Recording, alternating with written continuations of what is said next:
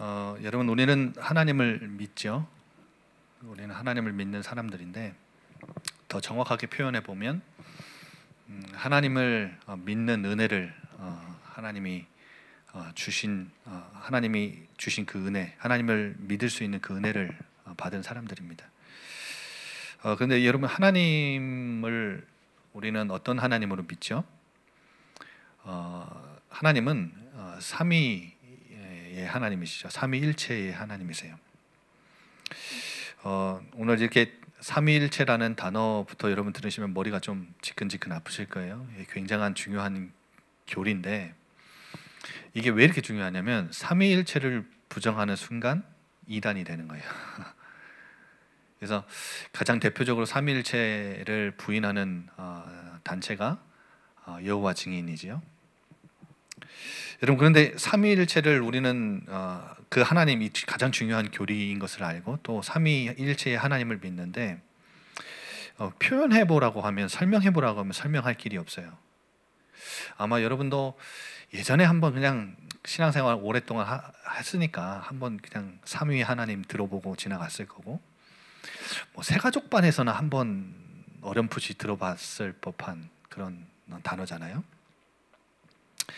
그런데 저는 오늘 이 설교를 짧게 해야 되는 이 부담감을 갖고 이렇게 말씀을 준비하는데, 오늘 3시간에 끝내기로 했잖아요. 준비하는데 자꾸 들을 분이 계신가 봐요. 그러니까 제가 이 어려운 내용을 딱 삭제하고 그냥 본론만 얘기하고 끝내자 이렇게 생각을 했었는데, 자꾸 이 얘기를 해야 될 것 같아요. 왜냐하면 가장 중요한 교리이기도 하고 여러분이 한 번쯤은 꼭 들어봐야 될 내용이라서 외울 필요는 없어요. 뭐 적을 내용도 없을 거예요.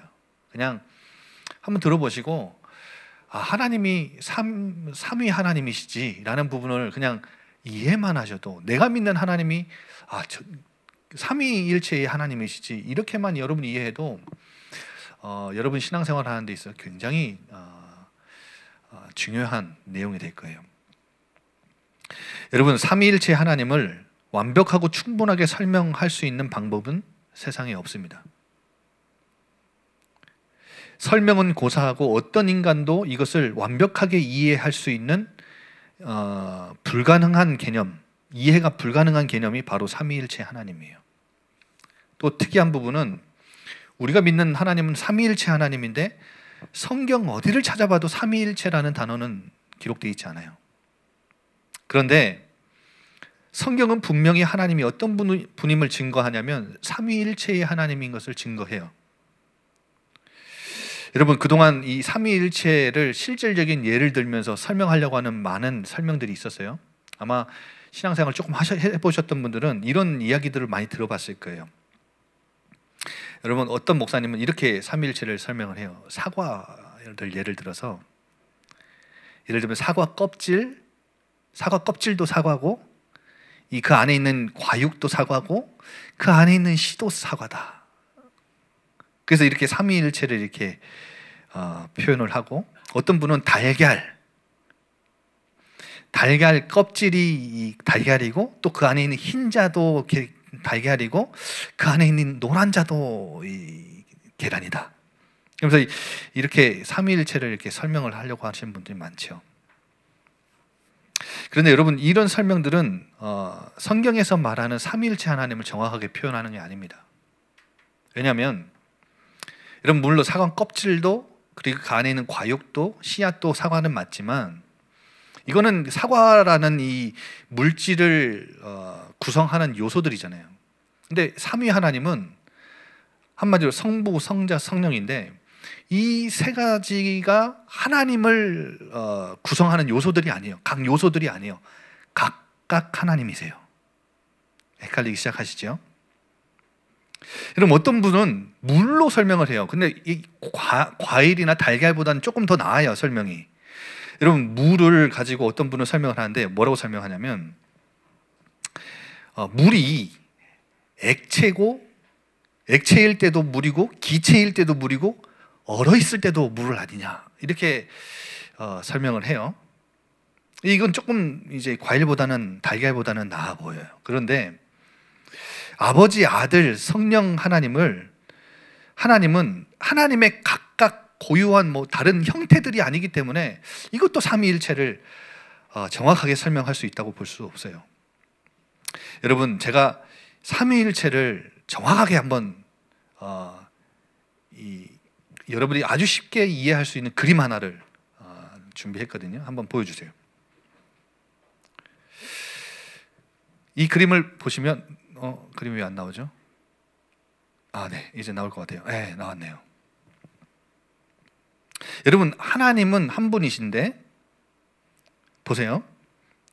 한 분 하나님에게는 아버지, 아들, 성령이라는 세 위격이 있어요.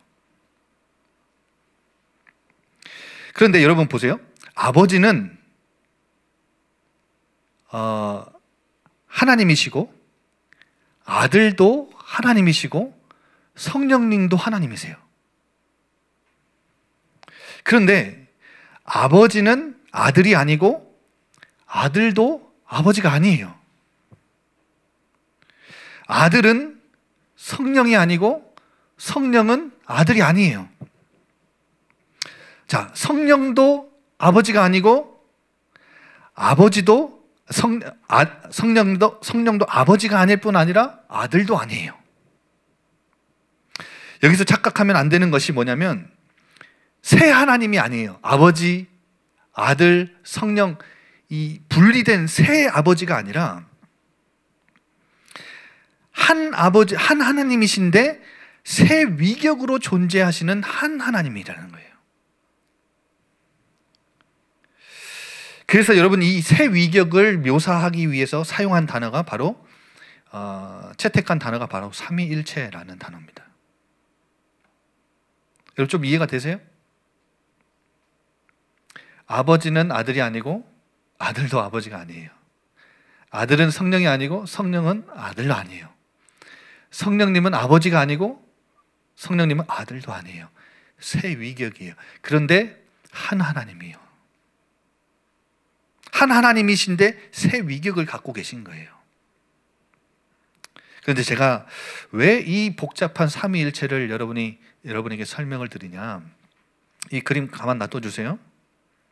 여러분, 이 삼위 하나님의 대표적인 사역이 두 가지가 있어요. 첫 번째 사역이 뭐냐면 창조 사역이에요. 창조 사역.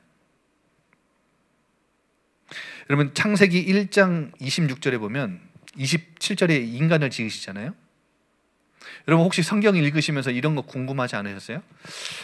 우리가 하나님이 인간을 지으시기 전에 뭐라고 하시냐면 하나님이 이르시되 우리의 형상을 따라 우리의 모양대로 우리가 사람을 만들자.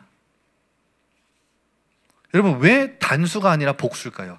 하나님이 말씀을 하시는데 우리가 우리의 모양대로 우리의 모양대로 우리가 사람을 만들자. 왜 복수로 하나님을 자기를 표현하시는데 복수로 자기를 우리라고 표현을 하셨을까요? 삼위 하나님. 한 하나님이신데 세 가지 위격을 갖고 계신 하나님.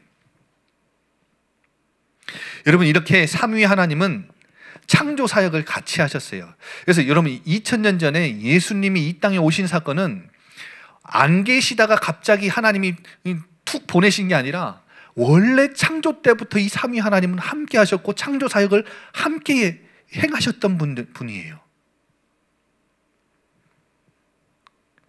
여러분, 창조 사역도 함께 일하셨지만 구속 사역도 같이 일하셔요.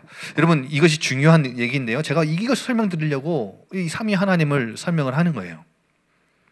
여러분, 구속 사역은 어떻게 하시냐면 인간이 하나님을 떠났잖아요. 그래서 인간을 구속하시기 위해 성부 하나님, 아버지 하나님은 창세전에 그리스도 안에서 어떤 사람들을 자기의 기쁘신 뜻대로 구원하시기로 택하셨어요. 그게 성부 하나님의 구속 사역이에요. 그러면 성자 하나님, 아들 하나님은 그 택함 받은 자들을 자기 피값으로 사서 죄 사함을 받게 하시기 위해 2000년 전에 이 땅에 오셔서 십자가에서 자기 피를 쏟으신 거예요. 그게 아들 하나님의 구속 사역이에요.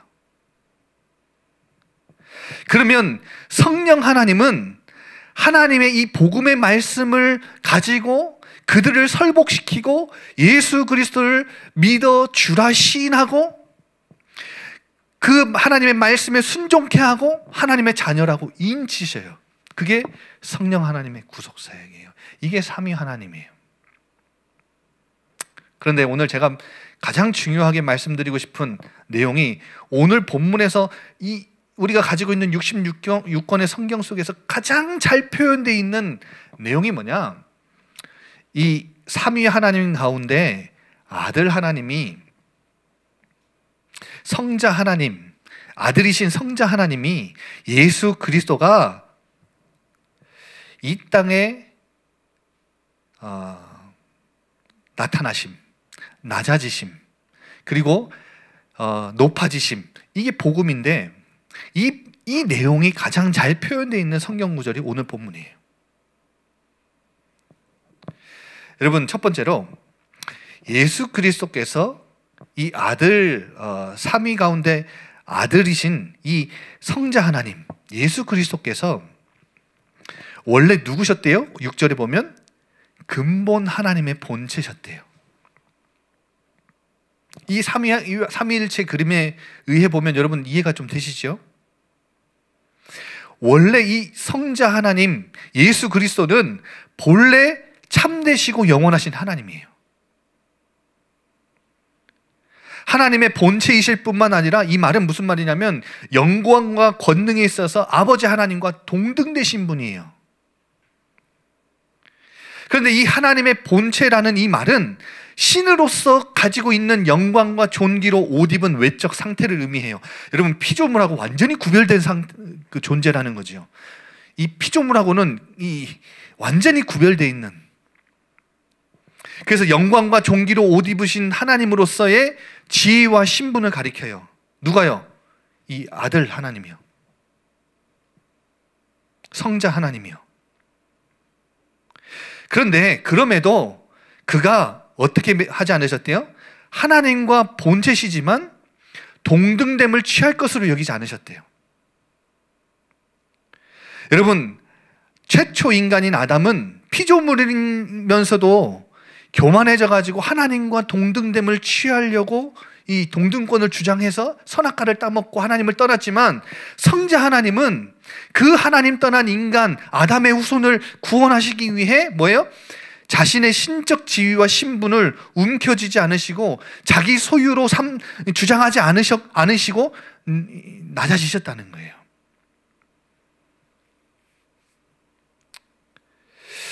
여러분, 여기서 유의할 부분이 하나가 있는데, 성자 하나님은 사람이 되실 때 하나님이신 그가 사람으로 변화된 것이 아니고 인간으로 변형시킨 게 아니에요. 하나님과 본체가 하나님의 본체, 영광과 권능을 포기하신 게 아니에요. 그는 하나님과 동등한 신성을 가지고 계신 분이에요. 영광과 존귀와 위엄이 그대로 가지고 계신 분이에요. 그런데 그 권세와 권위를 주장하지 않으셨다는 말이에요. 그래서 자기를 비워서 어떻게 되셨다고요? 종의 형체를 가지시고 사람들과 같이 되셨대요. 오늘 7절에 그렇게 나오지요. 오히려 자기를 비워 하나님과 동등되신 분이 신적 권위와 이 권세를 자기 것으로 취하지 않고 움켜쥐지 않으시고 내려놓으시고 자기를 비워 종의 형체를 가지사 사람같이 되셨다. 여러분, 신성을 가지신 그분이 신성을 완전히 감추시고 많은 사람들의 눈에 신성을 가지지 않는 존재처럼 이 땅에 나타나신 거예요. 누가요? 하나님이. 그래서 여러분, 예수 그리스도를 우리가 하나님이라고 말하는 이유는 이것 때문에 그런 거예요. 여러분, 다시 한번 더 정확하게 말씀드려서, 성자 예수님은 어제나 오늘이나 영원토록 하나님이시고 영광과 권능 가운데 계시면서 동시에 하나님이시면서 동시에 참 사람이 되신 거예요. 여러분, 그분은 참 사람이시기 때문에 우리처럼 배고픔도 느끼셨고요, 우리처럼 피곤함도 느끼셨어요. 그분은 슬퍼서 눈물을 흘리시기도 하셨고 성전에서 장사하는 걸 보면서 화가 머리끝까지 나가지고 막 성전을 뒤엎기도 하셨어요. 화도 나셨던 분이에요. 그리고 그 제자들을 사랑하시고 안아주시고 함께 하셨던 분이죠. 여러분, 성자 하나님이신 예수님이 사람의 모양으로 나타나 어디까지 자기를 낮추셨어요? 오늘 8절에 그렇게 나오죠. 사람의 모양으로 나타나셨는데 자기를 낮추시고 죽기까지 복종하셨대요. 곧 십자가의 죽으심으로. 여러분, 자기 자신을 십자가에 죽기까지 낮추셨다. 이걸 보고 신학적인 용어로 그리스도의 겸비, 그리스도의 비하라는 단어를 씁니다. 자기 자신을 비하하신 거예요. 여러분, 십자가에 죽으셨다는 것은 어디까지 내려갔다는 말인지 아세요? 예수님이 십자가에서 매달리시고 무덤에 들어가셨잖아요. 며칠 만에 부활하셨죠? 3일 만에 부활하셨는데 그러면 그 3일 동안 어디가 계셨을까요? 성경은 뭐라고, 논란이 많지만 이제 성경은 뭐라고 얘기를 하냐면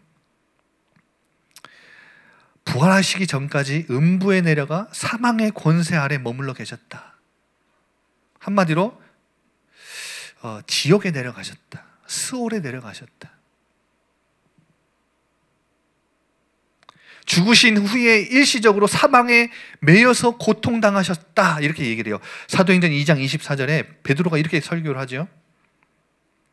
하나님께서 그를 사망의 고통에서 풀어 살리셨다, 이렇게 설교를 해요.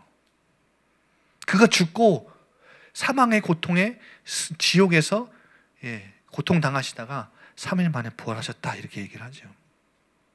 그러면 어디까지 내려가셨다는 말이에요? 지옥에까지 내려가셨다는 거예요. 제가 몇 주 전부터 계속 이야기하지요. 누구를 위해 십자가를 지신 거예요? 나를 위해 십자가 지신 거예요. 성경은 우리에게 뭘 말해줘요? 모든 인간은 태어날 때부터 뭘 갖고 태어나요? 죄를 갖고 태어나요. 다 죄인이에요. 죄의 삭은 뭐예요? 사망이에요. 그럼 우리의 피값을, 우리의 죄값을 뭘로만 갚을 수 있다는 거예요? 사망으로만 갚을 수 있다는 거예요. 내가 죽어야 내 죄값은 사라지는 거예요. 그런데 구약 시대부터 수천 년 동안 하나님이 보여주신 게 누구예요? 내 죄를 대신해서 동물, 희생제사를 드리며 동물을 죽이셨어요. 그에게 나의 모든 죄를 전가시키시고 나 대신 동물이 죽어서 내 죄는 다 깨끗하게 씻어요. 그게 뭐의 예표였던 거예요? 예수 그리스도가 이 땅에 오셔서 십자가에서 그의 흠없는 피, 죄 없으신 그분이 피를 쏟으심으로 누구의 죄를 대속하신 거예요? 우리의 죄, 나의 죄를 대속하신 거예요. 여러분, 근데 그가 피 흘리시고 죽으시고 지옥에 내려가셨다는 말은 누가 죄값을 피를 흘리고 지옥에 내려가야 된다는 거예요? 나예요, 나. 우리가, 하나님을 떠난 우리가 내 죄값을 내가 치르고 내가 내려가야 되는 지옥인데 예수님이 내려가셨다는 거예요.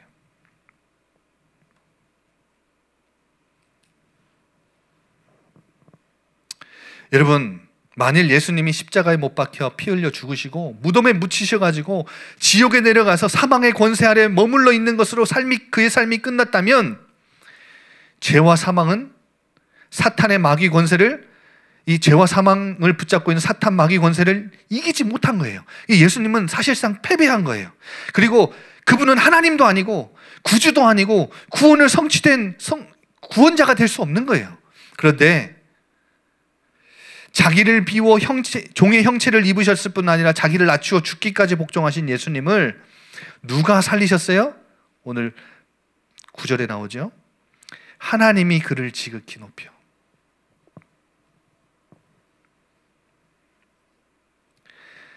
성부 하나님, 아버지 하나님이 자신의 권능으로 제3일 만에 죽은 자 가운데서 예수 그리스도를 살리셨어요. 지난주에 말씀 나눴지만 여러분, 이것은 예수님의 부활은 무엇을 의미해요? 예수님이 하나님의 아들이심. 그리고 십자가에서 하나님의 공의, 하나님의 심판을 만족시키심. 사망과 그 권세를 잡은 이 사탄을 멸하심. 그리고 산자와 죽은 자의 주 되심을 선언한 거예요. 무엇이요? 부활이요. 이 부활하신 주님은 40일 동안 제자들과 이 땅에 머무시며 이 성경대로 자신이 부활하신 것을 확인시켜 주셨죠. 그리고 하나님 나라의 일에 대해서 가르치시고 제자들이 보는 가운데 승천에 올라가셨어요. 그러면 승천하신 하나님 아무것도 안 하시느냐? 하늘과 땅의 모든 권세를 가지시고 하나님 보좌 우편, 성자 하나님의 보좌 우편에 앉으셔서 좌정하셔서 지금도 온 우주 만물을 통치하고 다스리고 계세요. 여러분, 오늘 성경은 뭐라고 표현해요? 하나님이 그를 지극히 높여 모든 이름 위에 뛰어난 이름을 주셨다. 하나님이 그를 높이셨다. 죽음 가운데서 그 지옥 가운데서 하나님이 끌어내셔서 부활시키심으로 높이셨을 뿐 아니라 모든 제자들이 보는 가운데 승천하셨다. 하나님이 올리오셨다. 예수 그리스도를 높이셨다. 모든 이름 위에 뛰어난 이름을 주셨다. 그걸 보고 신학적 용어로 그리스도의 승귀라고 합니다.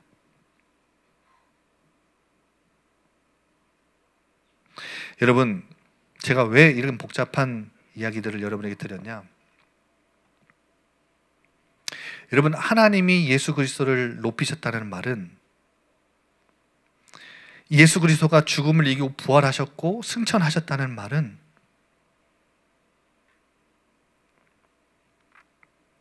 아들 예수를 통해서 하나님 아버지는 궁극적으로 승리하셨고 자신의 통치권을 완성하셨다는 것을 상징해요. 여러분, 어떤 권세도 견줄 수 없는 하나님의 능력이 이 그리스도에게 주어졌다는 것을 의미해요. 만물이 그 권세 아래 복종한다는 것을 의미해요. 여러분, 이 권세는 우주적이에요. 우주적. 만물에 대한 통치와 권세는, 지휘권은 누구에게 있다는 말이에요? 그리스도요. 예수 그리스도에게 있다는 말이에요. 그래서 오늘 10절에 보면 이렇게 말하죠. 하늘에 있는 자들, 여러분, 이 영적인 존재, 땅에 있는 자들, 지금 이 땅에서 우리가 살아 숨쉬는 모든 존재, 그리고 땅 아래에 있는 자들까지도 예수 이름에 뭐 하고요? 무릎을 꿇고 모든 입이 뭘 시인해요? 예수 그리스도를 주라 시인하게 하셨다. 그래서 아버지 하나님께 영광을 돌리게 하셨다. 여러분, 이런 의미에서 예수 그리스도를 주라 시인하는 것은 어떤 의미가 있습니까? 여러분, 주라는 말은, 이 단어는 낮은 자에 대한 높은 자의 지배권과 처분권을 의미해요. 한마디로 여러분, 주는 노예를 지배하는 주인이고 신하를 지배하는 왕이라는 뜻이에요. 여러분, 그들을 지배하는 주인이나 왕에게 종이 절대 복종의 태도를 갖는 것. 여러분, 이것이 바로 주에 대한 헌신을 표현하는 거지요. 여러분, 그래서 제가 오늘 말씀드리고 싶은 포인트가 여기 있어요. 예수님이 나의 주이심을 고백하는 것은 어떤 의미가 있냐? 다른 것이 나의 주가 아니라 나라는 존재의 소유가, 나라는 사람의 존재의 소유권이 누구에게 바뀌었다는 거예요? 누구에게 있다는 거예요? 예수님께 있다는 말이에요. 내 충성의 대상이 세상이 아니라, 사탄이 아니라 누구에게로 바뀌었다는 거예요? 예수님께로 바뀌었다는 거예요. 그래서 여러분, 부활하시고 승천하사 하늘 보좌 우편에서 모든 만물을 통치하고 다스리시는 가장 높으신 예수 그리스도를 나의 주로 고백하는 것은, 이제부터 나라는 존재, 나의 인생은 누구 안에 있겠다는 의미예요? 예수 그리스도의 통치와 다스림 안에 있겠다라는 표현이에요. 그분께만 내 인생을 그분의 명령에만 내가 순종하기로 작정하겠다는 의미예요. 여러분, 로마 사람들은 이 주라는 단어, 퀴리오스라는 단어를 누구에게 붙였는지 아세요? 황제에게 붙였어요. 아까 말씀드린 대로 황제님, 당신이 우리의 통치자, 당신이 우리의 주인, 당신이 나의 왕이십니다. 이런 고백이에요.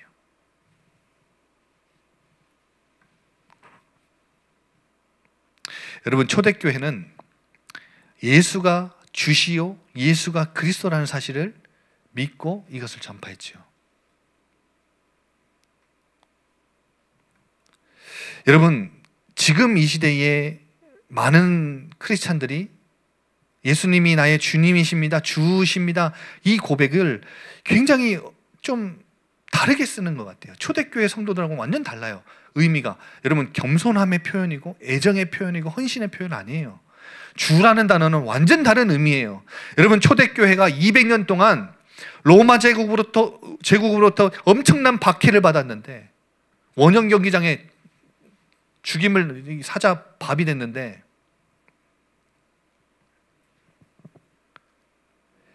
그 모진 고문과 재판을 받을 때 이 로마 사람들이 뭐라고 얘기했는지 아세요? 너 로마 황제가 퀴리오스야? 예수 그리스도가 퀴리오스야? 이 질문 하나, 그 질문 하나 앞에서 로마 황제가 절대 나의 주가 될 수 없고 예수 그리스도가 나의 주이십니다, 퀴리오스입니다 라는 이 고백 하나 때문에 이 사람들은 원형 경기장에서 사자밥이 됐어요. 너도 예수님처럼 죽어보라 해가지고 십자가에 매달려서 화형 당하기도 했고요.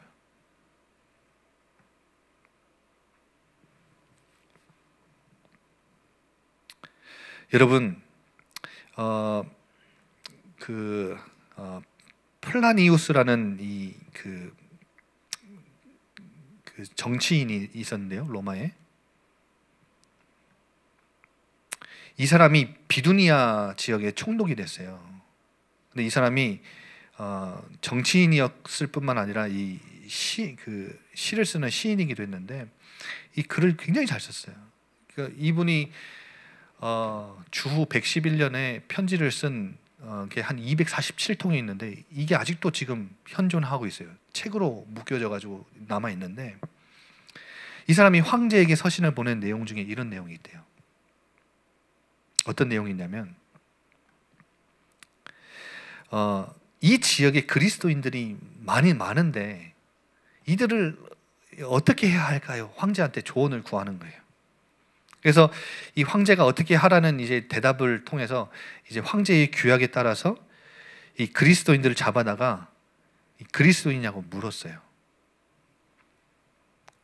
그러면서 이 그리스도인이라고 고백하면 이 재차 신문을 할 뿐 아니라 이 로마 시민이 아니면 바로 처형을 했고요. 로마 시민이면 로마로 재판을 보냈어요. 재판을 받게 했어요.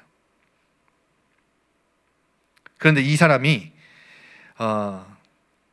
그리스도인들을 잡아다가 어떻게 했냐면 다른 신들에게 기도를 올리게 해본 거예요. 그냥 그리스도인인지 아닌지를 판명하는데 다른 신들에게 기도해봐. 진짜 그리스도인은 못하지요. 예수 그리스도를 주라 시인하고 믿는 사람들은 다른 이름으로 기도를 못해요.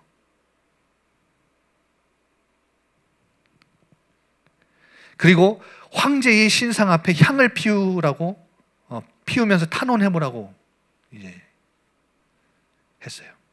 못하지요. 그리고 이 플라니우스가 그리스도인들에게 뭘 시켰냐? 그리스도를 저주해보라고 명령을 했대요. 못해요. 그래서 그가 편지에, 황제에게 보내는 편지에 이런 단어가 있대요. 진짜 그리스도인들은 이렇게 시켰을 때 절대 그렇게 할 수 없습니다. 여러분, 그리스도인들은 로마의 요구와 황제 숭배를 완강하게 거부한 거예요. 왜냐? 황제가 퀴리오스 주가 아니라 누가 주예요? 예수 그리스도가 나의 주니까요. 여러분, 진짜 예수 그리스도를 주라 시인하는 자들의 원래 모습은 이런 모습이에요.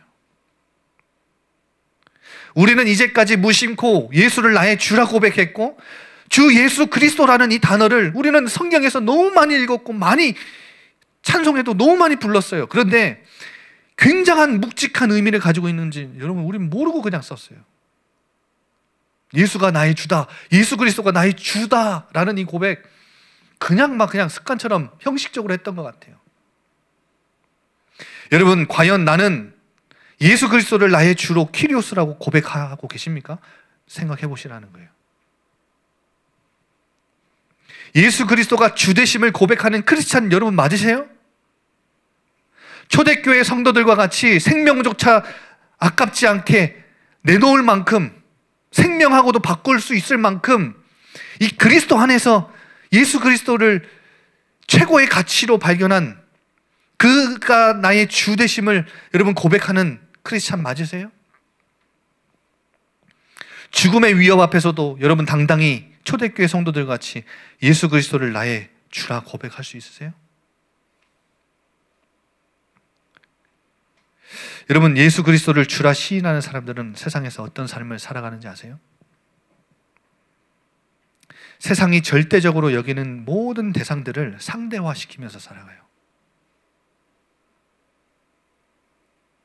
예수 그리스도를 주로 모시기 전에 갖고 있었던 모든 삶의 방식이 다 바뀌어요. 여러분, 예수 그리스도를 주라 모신 사람들은.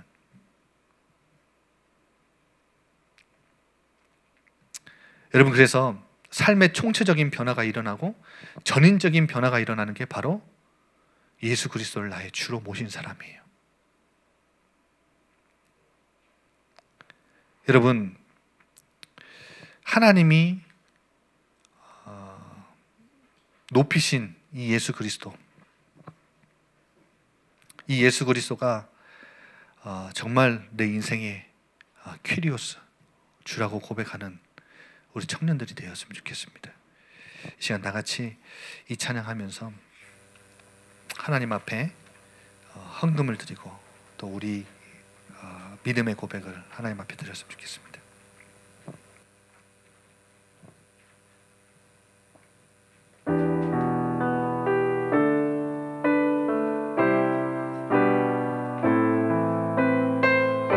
우리 시간 다 같이 믿음으로 고백합시다. 이 땅 위에 오신 하나님의 본체, 이 땅 위에 오신 하나님의 본체, 십자가에 달리사 우리 죄 사하셨네. 하나님이 그를 지극히 높여 모든 이름 위에 뛰어난 이름을 주사 우리 예수 이름 앞에 전하고 모든 입이 주를 시인해. 영광 중에 오실 주를 보리라 선포해. 왕께 만세 존귀와 위엄을 찬양해. 왕의 왕께 만세 주의 처음부터 다시 한번 더 고백합시다. 이 땅 위에 오신 하나님의 본체, 이 땅 위에 오신 하나님의 본체, 십자가에 달리사 우리 죄 사하셨네. 하나님이 그를 지극히 높여